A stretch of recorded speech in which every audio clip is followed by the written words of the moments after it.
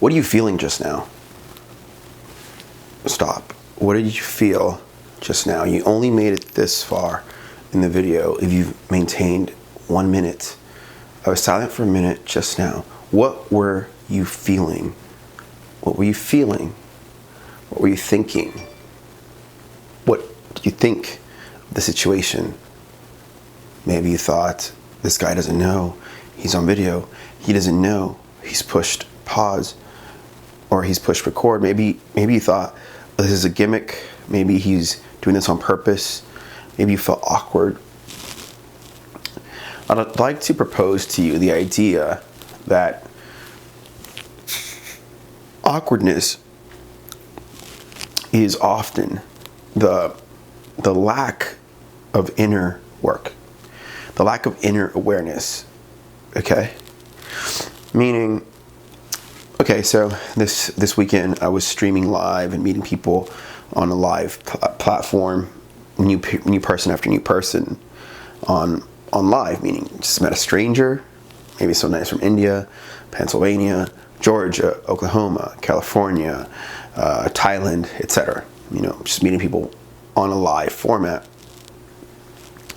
And I was able to pick up a general idea that awkwardness comes from a lack of knowledge of self.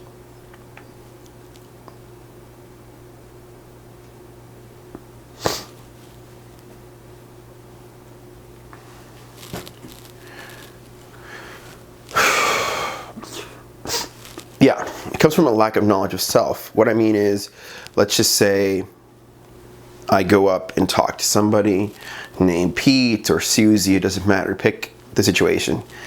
If I'm not fully aware of what I'm about, fully aware of where I am in my mind, fully aware of who I am, I'm going to feel a dissonance when I talk to a stranger, right? Because I go up to Pete, say I'm promoting a product. Hey, this is a new collagen. It's cutting edge stuff. I'd really like you to consider it. Pete might say, oh, screw you, I'm not interested. If I'm not aware of my inner being or of my completeness, I may get offended. I may be disappointed. I might feel all kinds of things. But if I know myself, I may know that that's fine. I've been in a position where I also didn't want to hear about a new product, and maybe Pete is in the exact same position I was in. So it's not really awkward, is it? It's just a different position of timing, right? Here I am promoting a product that I need to sell to make a living, and Pete may be thinking, oh, this guy's just trying to sell me some shit, right? Does that make any sense? It's a constant, in this situation, doesn't have to be a product. It could be this video, for example. You know, you made it, you had to wait a minute to watch this part. You had to wait, maybe you fast forwarded, I don't know. But you had to wait to get to this part. And if I wasn't sure of who I was and what I am, I may second guess myself. I may say, well, that video is not going to do it. It's going to be terrible. And the reason I'm not going to feel that way is because, let's say I have like 300 videos already made. I really don't care, meaning I don't care about the immediate feedback. I care about the long-term effects of the videos. Meaning, let's just say, it's pretty consistently proven that if a woman wears yoga pants and has a nice ass, she can get a significant likes on Instagram and even TikTok, etc. As long as there's a nice ass in the shot, that's gonna consistently drive engagement to some extent.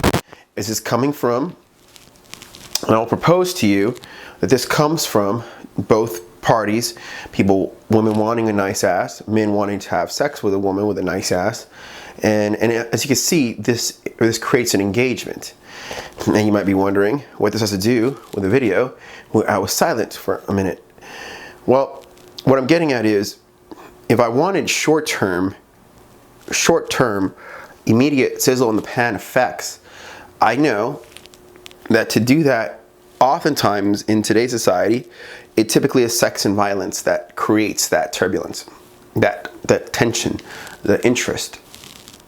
I know that. I'm not a woman, I don't wear yoga pants, and so I have nothing to offer in that realm, okay? I'd have to get a woman to do that, I have to hire her and then say, here, sell this product or this supplement because people like to see this, okay? What does it have to do with being, understanding inner development and awkwardness? Really, going back to my situation this weekend where I was meeting people, it's funny, I think. People rely on your insecurities in order to get a one-up on you. People rely on your insecurities to get a one-up on you. Meaning, if you don't wear yoga pants and have a nice ass and show that on social media, people will in a way ignore your work because they kind of want you to feel a level of uncertainty in your position. They want you to feel the awkwardness of putting yourself out there and in a way feeling ignored or feeling insecure. Maybe you're second guessing yourself. In a way, it's like a test of the truest nature of your being to, like I said, say wait 1 minute and then talk. Why? Why is it a true test of your being? Silence, the acceptance of silence is a good test to how much you accept yourself. And really, awkwardness comes from silent moments. If you think about what creates awkward moments, it's stillness, it's silence.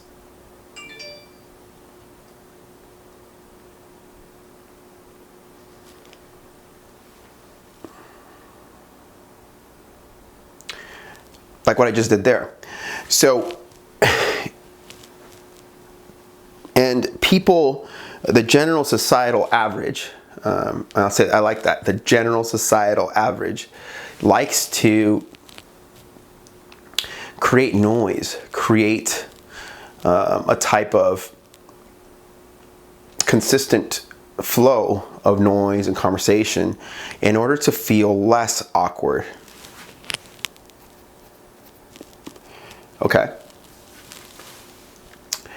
And it's important to embrace silence, and it's important to do the inner work so that you know what you're about at every position. I've been thinking lately about how process liberates us. I've been part of many processes. A simple process you may know or likely are part of is going to college. Going to college is a process. It has a beginning, a middle, and an end, right? Freshman, sophomore, junior, freshman, sophomore, junior, and senior, right? The process is there. It's established to get your bachelor's and stuff like this. Bodybuilding is a process. It has a beginning, middle, and end, right? Typically, once the body is established, the physique, there's a cutting process that begins at about 8 to 12 weeks. There's a first week, second week, third week, fourth week, fifth week, etc. There is a process. When I began the Warrior's Way, there was a process of here's the stack, here's the core four, we live by a core, we live by a code, we live by a core and code. Look at that process, look at that systemization.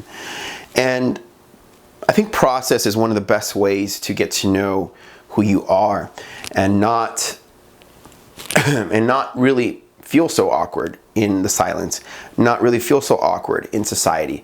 Because if you know who you are, it's very difficult for someone to shake you from that center, because most people don't have a solid center or a solid core because they're busy creating noise to fit in with the societal general average, the general societal average.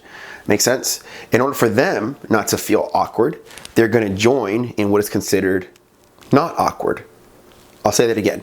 In order for people to feel not awkward and not uncertain and not sure of themselves and feel energy and feel the dopamine kick, they're going to kind of fit in to the general mold, this anxiety-driven, neurotic-driven, level of conversation in order to feel like, hey, I'm normal, I fit in. Well, being normal and fitting in isn't really a type of identity. It really isn't. It's like you're relying on someone's definition of you to sort of give you your okay that you are okay. For example, I was silent a minute. Some of you watching this video up to this point, 11 minutes in, understand I really don't care. I'll say that slowly, like I really don't care.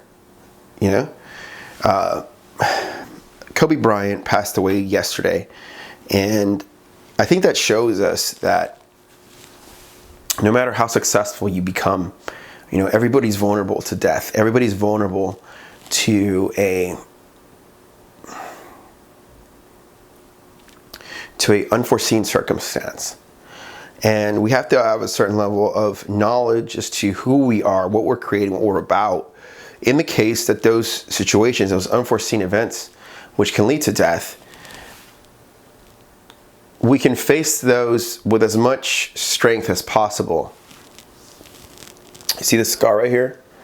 That's actually a scar that I got when I was in a car accident. And I think it's getting less blurry, less dark. But there's a bump and it's going away, thank God. I got that when I hit my steering wheel like this, when a drunk driver hit me and my dad driving, and the steering wheel kind of bent. So I actually hit the steering wheel enough that it bent. I bent my steering wheel with an impact. If you really think about that, what amount of impact this arm had to take for it to not break, it's pretty profound. And to tell you that I was not afraid of death would be a lie at that moment. At the same time, there was a certain level of strength too in that moment, in that split second. Like, I was able to control the car. I was able to do we're talking reactionary millisecond reactions, right? Upon crashing and seeing I'm alive, my dad's, kind of suffering and getting right next to me saying his back hurts and stuff like this. It was a pretty gruesome event. I get the phone and I call 911, right? I get the phone and I call 911 and tell them, hey, I've been in a car accident.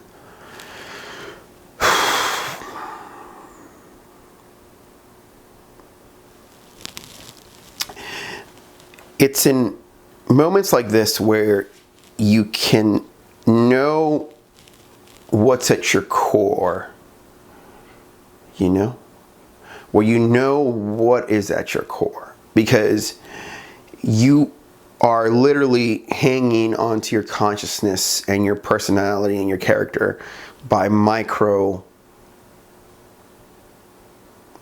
grips. You don't have a solid grip on it as you do when you're out of bed, you've eaten your breakfast, you've meditated, or you've done some kind of workout. You don't have a solid grip on your personality as you do then if you're in a time of crisis, right?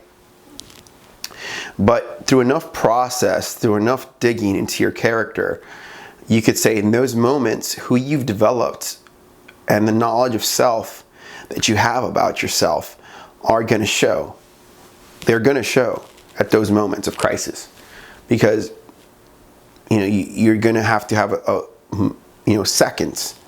seconds to react. And in those moments, if you spent your life in a reactionary state looking to fill the space of your life with fitting in and not being awkward and trying to, get your identity from others and their opinions of you, you're going to find you don't really have a solid core. Your core isn't as solid as you need it to be in moments of crisis, because and these people that you may have been trying to placate and fit into are nowhere to be found, and they don't really care if you live or die, and they're not going to be there. They're not going to offer much help. They may try to take your job. They may try to take your girlfriend. They may try to be. So does that make any sense? That's the real life. Like, that's the real life.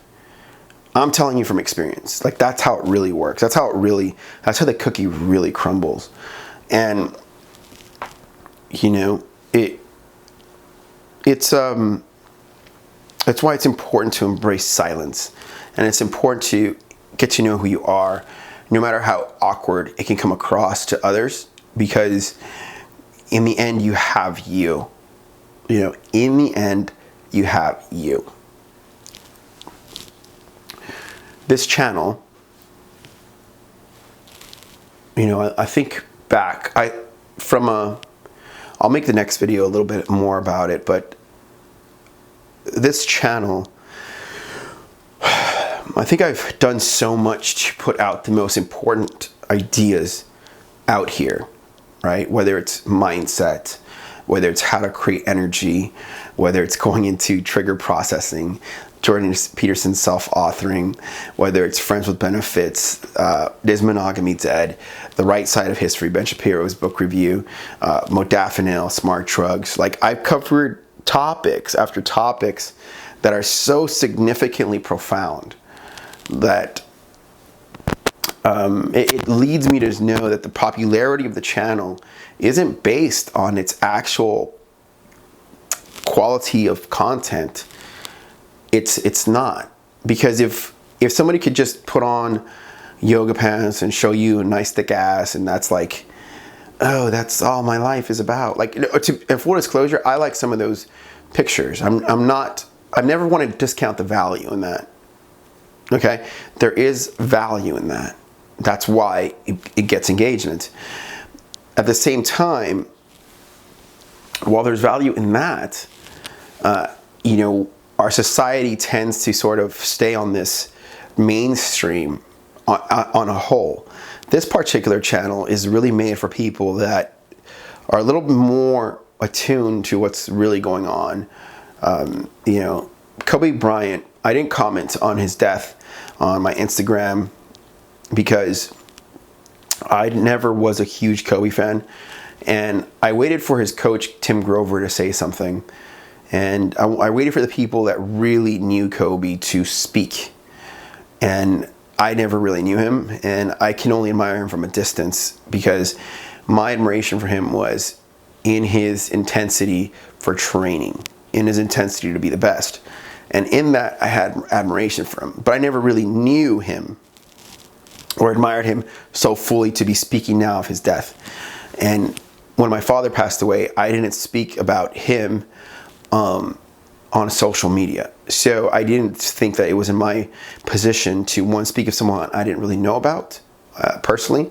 And secondly, since I didn't speak fully on my dad on social media, I did not want to give another man more, you know, more public credit than I did my father. I just couldn't see that logically that made any sense. And so, yeah. Anyways, time's running out. Wanted to take a moment to address the importance of awkwardness, the importance of knowledge of self and self-development. You know, when it's all said and done, I'm probably going to love this video more than I love many videos. Like, I feel great right now. I feel really fucking great right now in front of this video. And I'm getting through a cold, but I just love how this video is it's very me. This is me. And, you know, I don't really care about, does it get views, does it not? I'm just going to name it The Importance of Being Awkward. And that's that. Peace.